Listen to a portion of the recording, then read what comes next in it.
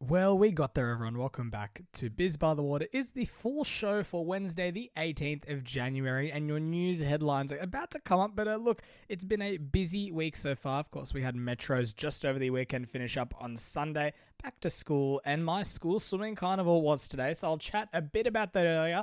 I gotta say, I do love some of those novelty events. More like those, what do they call it? The one where you sit in the tube and you paddle. That's a really good event. They should add that one to the Olympics.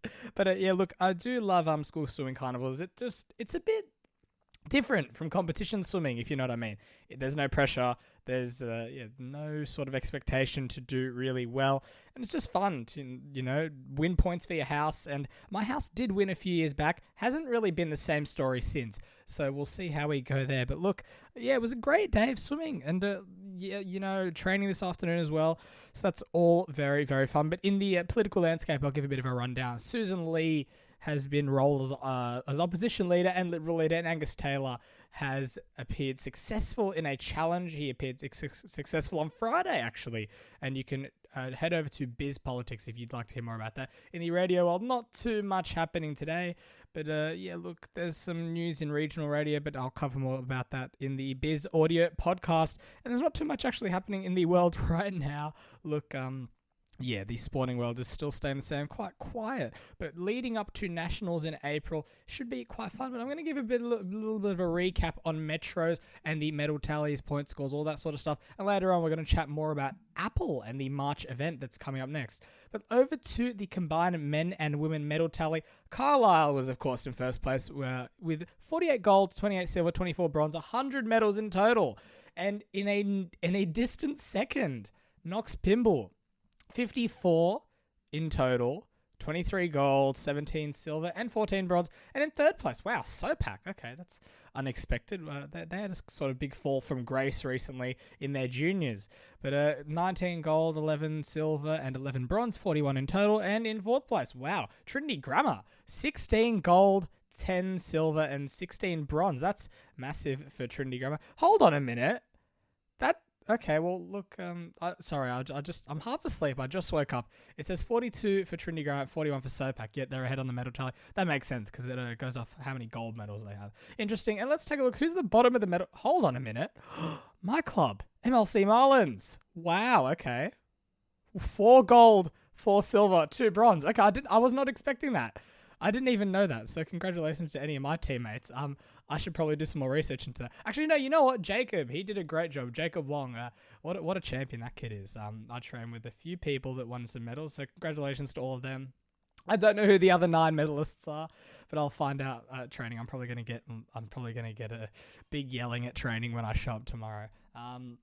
Looking over at the team rankings, combined point score, I'm pretty sure this is just senior point score, and then later on we're going to look at the combined youth and senior point score, which is a bit interesting because some clubs do better in juniors than of course they do in seniors, but combined it looks a bit different. Of course, in first place, Carlisle on 4,288 points. We're just going to look at around top 10. Knox Pymble, second place, 2,835 points. Trinity in third place, 1,970. Nepean, that's an interesting one, in 1,900... Sorry, where am I looking? There we go. 1,970 for Trinity, 1,868 for Nepean, and Sopak in 5th place, 1,786. And where are we? Where's 10th place? Lane Cove. Okay, we've got Warringah in there. Sydney Uni, Norwest, Camden. Camden's had a massive sort of uptick. I know Harley Elite do a great job down there. And of course, Alex Clark, the head of Harley Elite, opened up a brand new centre. Pretty sure it was around this time last year, or maybe 2 years ago now. But they've had a massive boost down there. And looking at some other, we've got Campbelltown in the point score. SLC Aqueduct, Manly. There's not many other few clubs that I know of. Where's my club? We're up there on 413 points. Not too bad. And I'll look at the junior plus senior combined rankings. Wow, okay, this is looking a bit more interesting here. Carlisle in first place on 7,554 points. 4,801 points for Knox in second. Third place. PLC Sydney, my old club, 2,791 points. Of course, they do a lot better in the junior category, so it makes sense that they're in third here.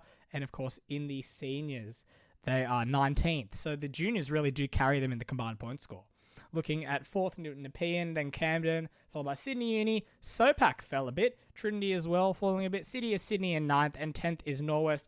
Where does Auburn land on this list? 22nd, of course. Auburn more in the junior category, of course, than the senior category. But it does look like they're still carried, of course, to top in 22nd. Okay, that's maybe we can work on that over at Auburn. I know a few people who do swim at Auburn. I know a few coaches there. And, of course, my club 22nd in 757 points. Well, congratulations to everyone who swam on the weekend. Oh, I just have to highlight Blacktown. Where'd they come? 28th. Very, very good. That's my old coach, Matt Robinson. Did chat to him on the weekend a lot. And good old Matt. At training with Matt, we always used to... One thing that I still always do at competitions, always religiously... 350s descend 1 to 3 on a minute 10.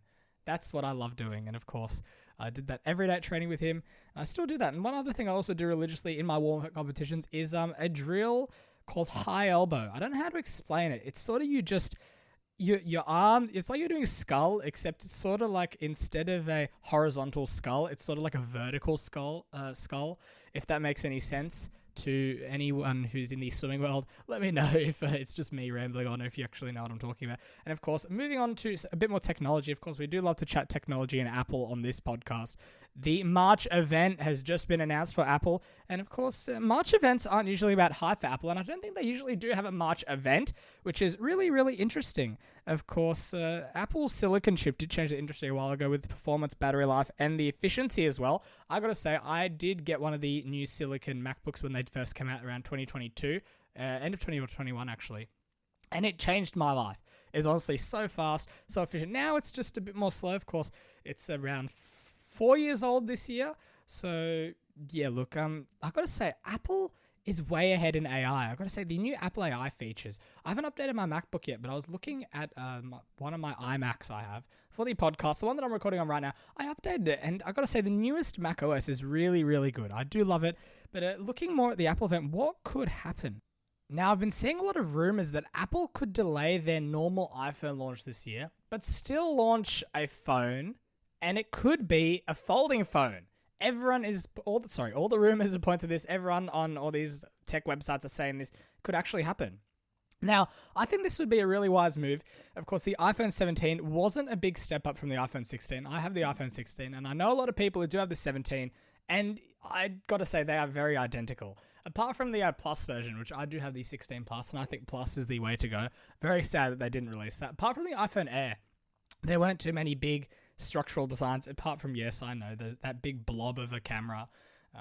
Oh god, I don't really want to talk about that. I would never use that in a million years. I'm loyal to my my current phone, and I do love the 16 Plus. I think it's the right size, right shape, right weight, all of that sort of stuff. The camera's perfect, except I gotta say, I know I say a lot in the podcast and in the past as well. I've said my phone is probably the worst phone I've ever had. And I say I agree with that to a certain extent. Look, I do love all the hardware and everything, but the phone keeps crashing, and I've updated it. It always just slows down, but there's parts of the phone that I do love compared to my iPhone 12. But yes, I think that, look, the iPhone 17 wasn't a big step up. I think it would be wise for Apple to wait a year. That's what they used to do back in the day. They used to release, like, for example, the 3G, then in the gap year, they'd release the 3GS, which is only software and a few internal updates. Then the year after, they'd do the 4, then 4S, 5, 5S, 5C, whatever. Oh, 5C. Let's not even get started on the 5C. But of course, looking over to what they used to do, I think that'd be really wise. Taking a year off to sort of make some more big upgrades. And I think in that sort of gap year, they could do the folding phone. And that, of course, would be this year. Or maybe next year. And maybe 2028 they'll release this at the 18 or whatever they decide to call it next. But look, Apple, of course, I love Apple. I'm a big Apple fanboy.